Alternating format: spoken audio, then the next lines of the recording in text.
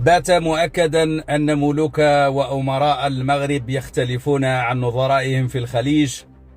عندما تقترب النهاية المحتومة. فبمجرد مقارنة صورة أمراء الكويت وقطر والعربية السعودية وغيرها من بلدان الخليج مع أمراء المغرب الذين يتجاوزون 60 كحال محمد السادس والأميرة المومياء مريم،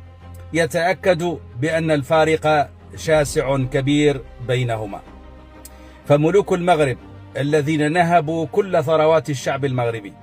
والذين عاشوا في القصور وشعبهم عاش في الكهوف، والذين تحولوا إلى مليارديرات بأموال الشعب المغربي في فرنسا وفي الزنجبار وفي بنما وفي سويسرا، وظل شعبهم مشردا عبر العالم يركب البحار ويبيع لحمه بالنسبة للنساء لضمان البقاء على قيد الحياة، أنهم ما إن يتجاوزوا 60 حتى يظهروا في صور مومياء حية. محمد السادس يوما بعد يوم يتقهقر حاله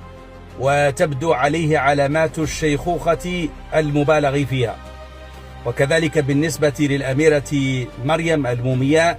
التي ظهرت قبل أيام قليلة فقط في حفل بباريس وكأنها مومياء متنقلة تحفها سفيرة المغرب التي لا تقل أبدا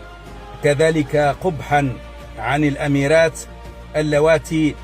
اعتدن على نهب ثروات الشعب المغربي، فيما النساء المغربيات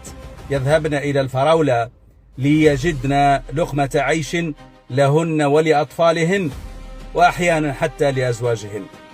إنها حقيقة لا يمكن القفز عليها، أنه حينما قيل حسن الخاتمة فإن كان ذلك أمرا حكيما يؤكد أن من ينتهي به الحال إلى هذه الصفات كحال محمد السادس والأميرة مريم المومياء يتأكد بأن حسابه عسير بما كسب في الدنيا.